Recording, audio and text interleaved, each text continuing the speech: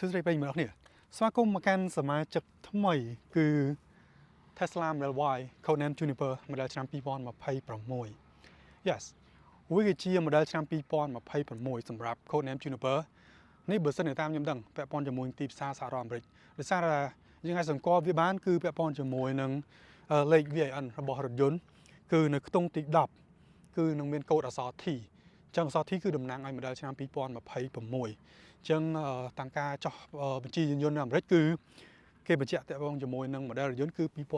2026ចឹងអានេះគឺខ្ញុំនឹងធ្វើបទបង្ហាញពាក់ព័ន្ធជាមួយនឹងរថយន្តមួយគ្រឿងនេះតើវាមានភាពខុសប្លែកគ្នាយ៉ាងណាហើយបទពិសោធន៍នៃការប្រើប្រាស់បរិស័ទខ្ញុំគឺធ្លាប់តេស្តជាមួយរថយន្តជាច្រើនរបស់ Tesla គឺគ្រប់ model ទាំងអស់ដែលមាននៅទីផ្សារមានទាំង model 3 model Y series ចាស់ model S model X Plus ដែលខ្ញុំមានរួមទាំង Cybertruck ផងដែរចឹងពាក់ព័ន្ធជាមួយនឹងការ design ថ្មីពាក់ព័ន្ធជាមួយនឹង comfort ពាក់ព័ន្ធជាមួយនឹងការ smooth នៃការបើកបរតើវាមានភាពពិសេសក៏ដូចជាផ្ដល់នៅ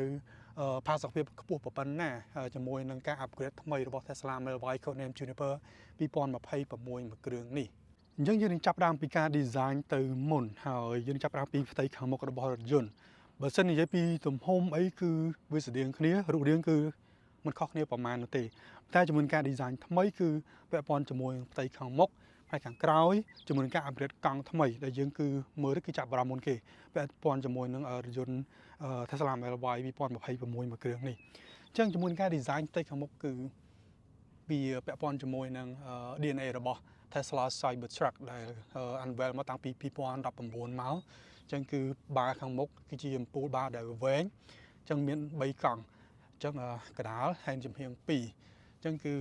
ធៀបជាមួយនឹង Cybertruck គឺមានតែមួយវែងហើយធំតែម្ដងអញ្ចឹងជាមួយការ design គឺវាអាចថាជា DNA ថ្មីរបស់ឡានអគ្គិសនីនៅពេលបច្ចុប្បន្នយើងហៅថាជានិន្នាការដែល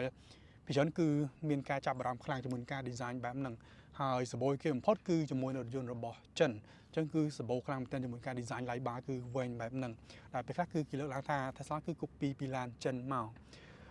ការ copy មិន copy វាមិនសំខាន់នោះទេបើនិយាយមែនតើនេះគឺវាជា trend គឺជានិន្នាការនៃការ design ដែលធ្វើឲ្យវាមានភាពតាក់ទាញអញ្ចឹងបើនិយាយពីឡានដែល design បែបនោះមុនគេគឺការពិតមិនមែនជារថយន្តរបស់ចិនទេនៅទីផ្សារអាមេរិកនេះគឺមាន Cybertruck ប្រកាសតាំងពី2019ហើយមានជាមួយនឹង Rivian R1T ហ្នឹងគឺចេញតាំងពី model 2020 2021មកគឺជាមួយនឹងការ design ឡាយបាវែងបែបហ្នឹងអញ្ចឹងយើងមិនបាច់និយាយថាមួយណា copy មួយណាទេយើងនិយាយពាក់ព័ន្ធជាមួយនឹង trend គឺនិន្នាការនៃការចាប់អារម្មណ៍របស់អតិថិជនពាក់ព័ន្ធមួយការ design ផ្នែកខាងមុខគឺប្រសើរជាងអញ្ចឹងគឺផ្ទៃឡាយបាគឺវែងបែបហ្នឹងជាមួយនឹង full headlight គឺ2គ្រាប់ដែលខាងក្រោមនេះជាមួយការ design ថ្មីគឺស្អាតខ្លាំងមានភាពតាក់ទាញហើយពិសេសគឺមានមកជាមួយនឹងកាមេរ៉ាផ្ទៃខាងមុខដែលជួយឲ្យការបើកបរនៅពេលដែលយើងគៀកជាមួយនឹងអីមួយនៅខាងមុខគឺយើងអាចមើលឃើញច្បាស់ពិសេសគឺពាក់ព័ន្ធជាមួយនឹង curve ដែលយើងធ្វើឲ្យប៉ះពាល់ដល់ផ្ទៃខាងក្រោមរបស់រថយន្តដែលយើងអាចកិនយើងអាចប៉ះពាល់បានអញ្ចឹងវាគឺជាមុខងារមួយដែលមានភាពចាំបាច់ហើយគឺប្រសើរខ្លាំងមែនទែនជាមួយនឹងការ upgrade ថ្មីរបស់ Tesla Model Y នេះពាក់ព័ន្ធជាមួយនឹងកង់គឺ Tesla ឲ្យមកពីជំរើសដូចគ្នាធៀបជាមួយនឹងការពី model ចាស់អញ្ចឹងគឺកង់ប្រភេទ19អ៊ិញហើយបំពាក់មកជាមួយនឹង cap ដែលជួយឲ្យការបើកបររបស់រថយន្តនេះគឺបើកបានឆ្ងាយជាងប្រភេទកង់20អ៊ិញដែលជាប្រភេទការ design ថ្មីស្រស់ស្អាតដែលគេហៅថា Helix 2.0 នេះគឺវាស្អាតប៉ុន្តែគឺវាធ្វើឲ្យចម្ងាយនៃការបើកបរគឺស្រកចុះផងដែរអញ្ចឹងពាក់ព័ន្ធជាមួយកង់ដែល Tesla ភ្ជាប់មកជាមួយគឺជាប្រភេទកង់ all season tire ទាំងអស់អញ្ចឹងមិនថាប្រភេទ20អ៊ិញឬក៏ប្រភេទ19អ៊ិញនោះទេជាមួយនឹងផ្ទៃចំហៀងរបស់រថយន្តគឺមិនមានការប្រែប្រួលនោះទេគឺស្តៀងសឹងថាដូចគ្នាបិទជាមួយនឹងTesla Model Y 2025ចុះក្រោមតែអ្វីដែលគួរឲ្យចាប់អារម្មណ៍គឺពាក់ព័ន្ធជាមួយនឹង side view mirror គឺមានការ design បែប airflow aerodynamic ហើយមួយទៀតគឺពាក់ព័ន្ធជាមួយនឹង front ថ្មីនេះផងដែរដោយសារតែខាងមុខពីមុនមកគឺវាមានភាពកោងអញ្ចឹងគឺវារៀងប្លែកពេលបច្ចុប្បន្នគឺគេកាត់ជ្រុងតែម្ដងអញ្ចឹងគឺឲ្យវា symmetry គ្នាគឺជាមួយនឹង low ជាមួយនឹង line វែងរបស់អំពូល daytime running light ប្រភេទការ design ថ្មីនេះចូលមកកាន់ផ្ទៃខាងក្រោយវិញវាគឺជាចំណុចលេចធ្លោមួយដែល Tesla គឺទើបតែ design មកដែលប្លែកពីគេគឺពាក់ព័ន្ធជាមួយនឹង reflecting light ដែលអំពូលភ្លើងនេះគឺវាមិនមានជះមកពីខាងក្នុងនៃប្រទេសreflect នេះទេគឺអំពូលគឺជះមកពីលើវិញ ដែលធ្វើឲ្យកម្រិតពន្លឺគឺវាបណ្ដេញគ្នាគឺជាការ design ថ្មីមួយដែលមានតែអញនិយាយថាមានតែ Tesla ទេដែល design លក្ខណៈបែបនេះនៅពេលបច្ចុប្បន្នដែរទៅគឺយើងសម្បូរទៅឃើញតែអំពូលប្រភេទបែប LED stripe វែងអញ្ចឹងដែរប៉ុន្តែគឺវាមិនមែនជាប្រភេទ reflect មកចាំងជាមួយនឹងប្រទេសជាមួយនឹង logo អក្សរពេញរបស់ Tesla ទេអញ្ចឹងអាចថាវាជាអាចនឹងខ្លាចជានិន្នាការថ្មីមួយដែលធ្វើឲ្យការ design របស់ឡានផ្សេងៗទៀតគឺអាចនឹងយកលំនាំតាមហើយអ្វីដែលពិសេសមួយទៀតគឺពាក់ព័ន្ធជាមួយនឹងស្លាកលេខដែល Tesla Model Y ទៅគឺមានស្លាកលេខនៅខាងក្រោមនេះប៉ុន្តែឥឡូវគឺបានតម្លាក់វាមកដល់ខាងក្រោមតែម្ដងគឺអញ្ចឹងធ្វើឲ្យផ្ទៃខាងលើនេះគឺវាឃើញធំពីមើលគឺរៀងមាំរៀងច្បាំងជាង Model Y ស៊េរីចាស់ឥឡូវចូលមកមើលពីទំហំរបស់ trunk វិញគឺ Model Y អាចនិយាយថាជាឡានមួយដែលយើងទំហំតូចទេប៉ុន្តែ space នៅខាងក្រោយគឺធំអញ្ចឹងគឺ trunk ខាងក្រោយនេះគឺមានទំហំដែលអាចដាក់អីវ៉ាន់បានគឺច្រើនអូខេខ្ញុំរុញវាទៅមុខហើយអ្នកខ្ញុំបានឃើញពាក់ព័ន្ធជាមួយនឹងផ្ទៃទំហំនៃផ្នែកខាងក្រោយដែលដាក់អីវ៉ាន់បាននេះគឺច្រើនមែនតើប៉ុន្តែបើសិនជាត្រូវការទំហំធំជាងនឹងទៀតដែលអាចដាក់បានដូចជាវ៉ាលីអីផ្សេងៗហ្នឹងគឺយើងមានខាងក្រោមនេះគឺជា sub trunk អញ្ចឹងគឺនៅពេលដែលដាក់អីវ៉ាន់គឺបានច្រើនពិសេសគឺជាមួយនឹងវ៉ាលីធំហ្នឹងគឺអាចដាក់ចូលទៅគឺទំនាបនេះគឺបានច្រើនមែនតើអញ្ចឹងវាជាឡានមួយនៅក្នុងចំណោមឡានដែលមានទំហំហាក់ហែលគ្នានេះគឺជាឡានដែលអាចផ្ទុកទំនិញគឺបានច្រើននៅផ្ទៃខាងក្រោយហ្នឹងហើយការ design នេះគឺក៏ cool ដែរអញ្ចឹងជាមួយនឹង shade នេះគឺនៅពេលយើងអត់ត្រូវការថាយើងត្រូវការដាក់អីវ៉ាន់ដែលយើងច្រើនទៅខ្លាំងគឺ sub trunk គឺអាចដាក់ជាមួយនឹងcover នឹងបានអញ្ចឹងគឺពិតជាការ design មួយដែលគិតគូរពាក់ព័ន្ធជាមួយនឹង space ខ្លាំងមែនតើហើយចំពោះកៅអីវិញ model ចាស់គឺយើងអាច fold តម្លាក់វាបានប៉ុន្តែគឺ manual បែរតែយើងតម្លាក់វាបានប៉ុន្តែយើងអាចទាញវាឡើងលើវិញបានទេប៉ុន្តែជាមួយនឹង model ថ្មីនេះគឺអត់ទេគឺយើងអាចតម្លាក់វាផងហើយក៏អាចតឡើងវិញបានដែរអញ្ចឹងគឺបេតុងនៅនេះអូខេអញ្ចឹងនេះឃើញ motor រត់អូខេ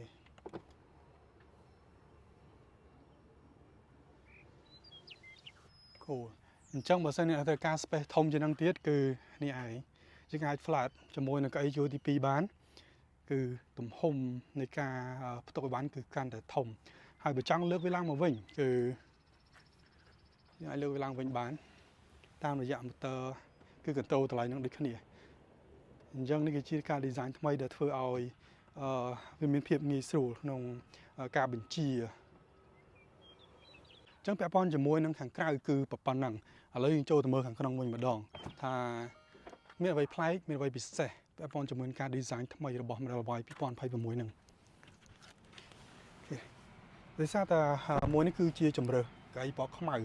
អញ្ចឹងគឺវាយ៉ាងលង្កិតបន្តិចដោយសារខ្ញុំត្រឡប់ជាមួយនឹងកៅអីពណ៌សដែលឡានរបស់ខ្ញុំទាំងអស់ដែលខ្ញុំទិញគឺខ្ញុំជ្រើសយកកៅអីពណ៌សឥឡូវចូលមើលការ design វិញគឺ minimal ដដែលជាមួយនឹងអេក្រង់ដដែលប៉ុន្តែគឺ Tesla គឺមិនដកចេញនៅ stock នោះទេជាមួយនឹង blinker stock សញ្ញោប៉ុន្តែអត់មានជាមួយនឹង stock ចង្កឹះលេខទេ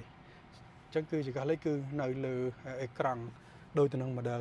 3 ឬក៏ model S ហើយនិង model X ហើយក៏ Cybertruck ដែរប៉ុន្តែគឺពិសេសជាងគេត្រង់ថាមានជាមួយនឹង stock សញ្ញោនេះហើយ Tesla គឺស្ដាប់ជាមួយនឹងការកំភ្លែងរបស់អតិថិជនថាអត់មាន stock ហ្នឹងគឺរៀងពិបាកប្រើសម្រាប់ខ្ញុំគឺខ្ញុំមិនចោទជាបញ្ហាទេព្រោះខ្ញុំស៊ាំជាមួយនឹងយកទៅហើយពាក់ព័ន្ធជាមួយនឹងការ design ថ្មីគឺខ្ញុំពេញចិត្តជាមួយនឹងការបំពាក់ជាមួយនឹង Alcantara គឺបែបកម្មញីមើលទៅគឺវាមានភាពប្រណិតជាមួយនឹង cloth second តែគឺ texture គឺស្អាតគឺគួរឲ្យចាប់អារម្មណ៍អ្វីដែលពិសេសគឺពាក់ព័ន្ធជាមួយនឹងកៅអីថ្មីដែល model ស៊េរីចាស់គឺมันមានជាមួយនឹងកៅអីត្រជាក់ទេគឺមានកៅអីក្តៅប៉ុន្តែសម្រាប់ model ស៊េរីថ្មីនេះគឺបំពាក់មកជាមួយនឹងកៅអីត្រជាក់ផងកៅអីក្តៅផងសម្រាប់អ្នកខាងមុខប៉ុន្តែសម្រាប់កៅអីខាងក្រោយគឺមានតែកៅអីក្តៅទេគឺអត់មានជាមួយនឹងកៅអីត្រជាក់ទេហើយជាមួយនឹងការ design នេះគឺខ្ញុំពេញចិត្តជាមួយការបន្ថែមហើយក៏មានជាមួយនឹង light bar ដែលយើងអាច control បាននៅក្នុង display នេះហើយយើងអាចដូរពណ៌វាបានច្រើនជំរឿសផងដែរវាដូចទៅនឹងប្រភេទ RGB light ដែលយើង control ជាធម្មតាហ្នឹងអញ្ចឹងវាគឺជានិន្នាការថ្មីរបស់ Tesla ដែល design ថ្មីមកគឺបំពាក់មកជាមួយនឹងប្រភេទ RGB light នៅក្នុងតែម្ដងហើយបើមើលជាមួយ Edge Code ក៏វាថ្មីដែរ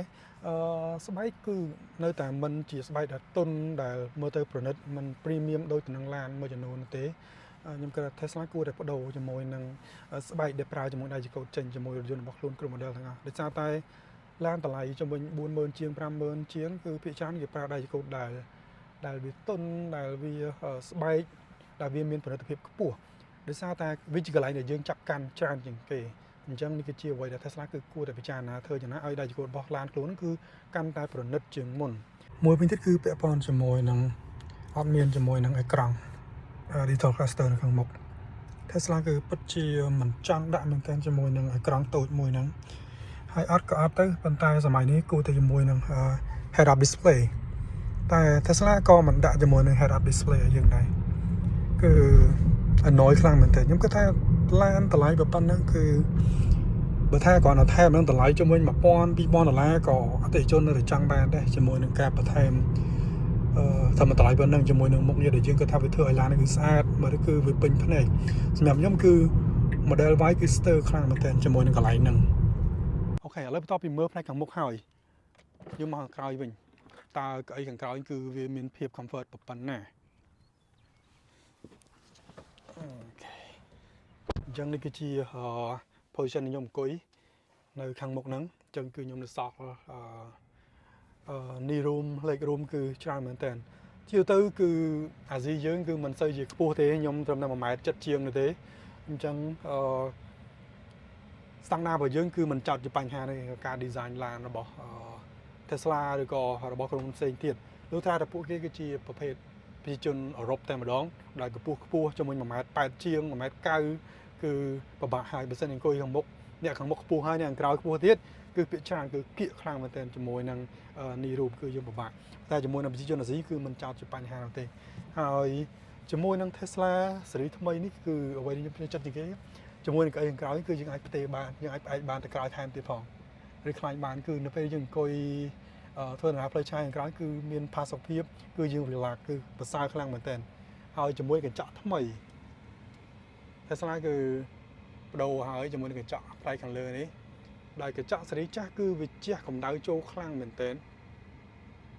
ពេលច្រើនគឺយើងតែងតែទិញ accessory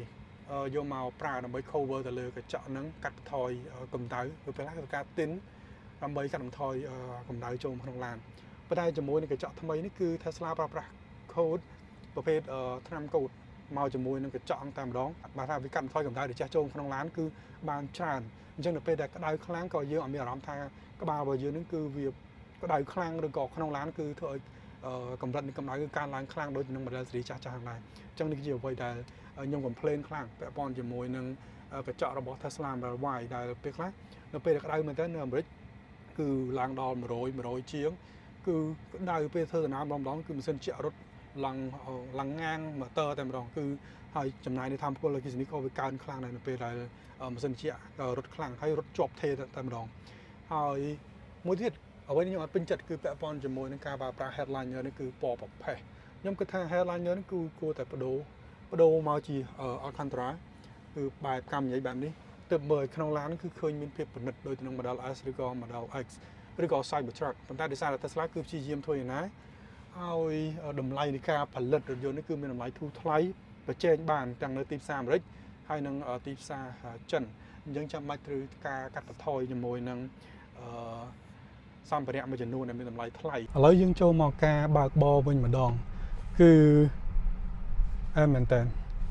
ជាមួយនឹងភាពស្ងាត់នៅក្នុងរថយន្តពិតជាពេញចិត្ត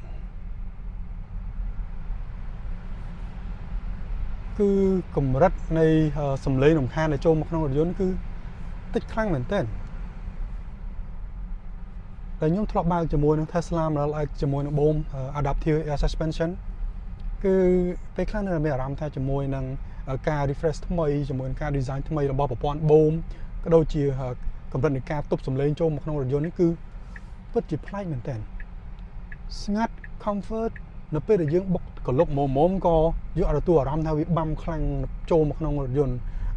ដូចទៅនឹងឡាន Model 3ឬក៏ Model Y ស៊េរីចាស់នៅដែរហើយសំបីតែជាមួយនឹង Model X ពេលខ្លះគឺខ្ញុំមានអារម្មណ៍ថាវារំខាននៅពេលដែលផ្លូវហ្នឹងគឺវាអត់ស្មើវារលាក់ខ្លាំងប៉ុន្តែជាមួយនឹងModel Y Juniper នេះគឺអត់ទេគឺ cool មែនទែនហើយអ្វីដែលពិសេសគឺមានអារម្មណ៍ថាចង្កូត ក៏មានភាពប្រែប្រួលដែរគឺ response គឺប្លែកមែនតើហើយពិសេសមួយទៀតគឺពាក់ព័ន្ធជាមួយនឹង Frank គឺ hybrid នៅពេលបច្ចុប្បន្ននេះគឺ Tesla គឺបានពាក់មកជាមួយនឹង brake by wire ដែលជាប្រភេទ Frank ថ្មីអញ្ចឹងគឺវាជួយនៅពេលដែលយើងជន់ Frank ខ្លាំងក៏ឡានរបស់យើងគឺនៅតែអាចទទួលបាននៅកម្រិតសាកថ្មចូលក្នុងរថយន្តគឺវាច្រើនបើធៀបជាមួយនឹងប្រភេទ Frank ស៊េរីចាស់ហើយបើទោះជា base long range ធម្មតានេះក៏មិនធម្មតាដែរ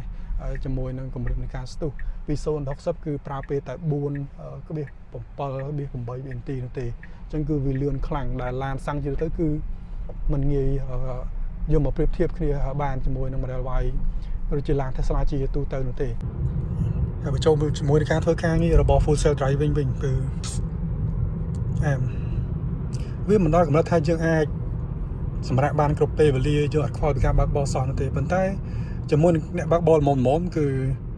Tesla full self driving គឺធ្វើការបានល្អជាងអសឹងថាប្រសើរជាងភរិយាខ្ញុំនៅពេលដែលគាត់បើកគឺខ្ញុំខ្លាចប៉ុន្តែជាមួយនឹង full self driving គឺវាធ្វើការគឺខ្ញុំមានទំនុកចិត្តខ្ពស់ជាងហើយចំពោះអ្នកដែលអត់ស្គាល់ផ្លូវក៏មកលេងនៅក្រុងណាថ្មីដំបូងគឺតែខ្ញុំនឹងគេគឺពិបាកដូចគ្នាពិបាកអត់ធ្វើស្គាល់ផ្លូវប៉ុន្តែជាមួយនឹង Tesla full self driving គឺវាជួយកាត់បន្ថយបញ្ហា stress ហ្នឹងឲ្យយើងបានអញ្ចឹងគឺ Tesla គឺជាអ្នកធ្វើការងារនឹងទាំងអស់យើងគឺគ្រាន់តែចាំ supervise ទៅគឺបានហើយពាក់ព័ន្ធជាមួយតម្លៃវិញ Tesla Model Y Juniper 2026នេះមានតម្លៃចាប់ពី$48,990 ឡើងទៅហើយជាមួយនឹង EV tax credit $7,500 base option របស់ Model Y នេះពេលបច្ចុប្បន្នមានតម្លៃជុំវិញ$42,000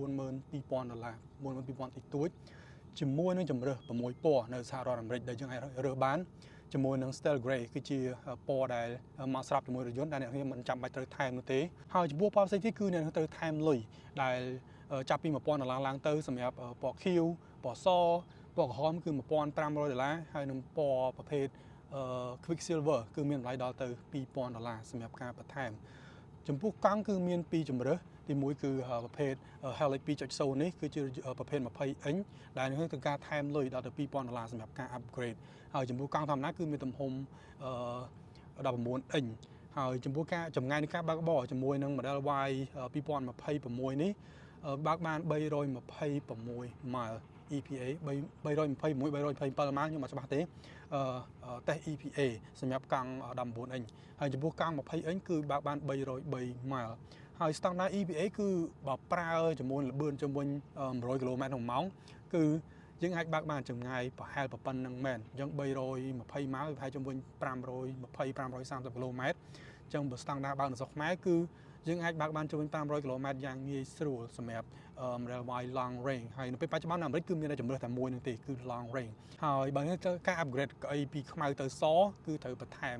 $1,000ពីលើទៀតអញ្ចឹង option របស់ Tesla Model Y 2026គឺមានតែ3ទេទី1គឺពណ៌ផ្នែកខាងក្រៅទី2ពណ៌ខាងក្នុងហើយនិងទី3គឺជម្រើសរបស់កង់អញ្ចឹងក្រៅពីហ្នឹងគឺវាមក standard តែម្ដងអញ្ចឹងតើអ្នកយល់យ៉ាងណាដែរចំពោះ Tesla Model Y 2026មួយ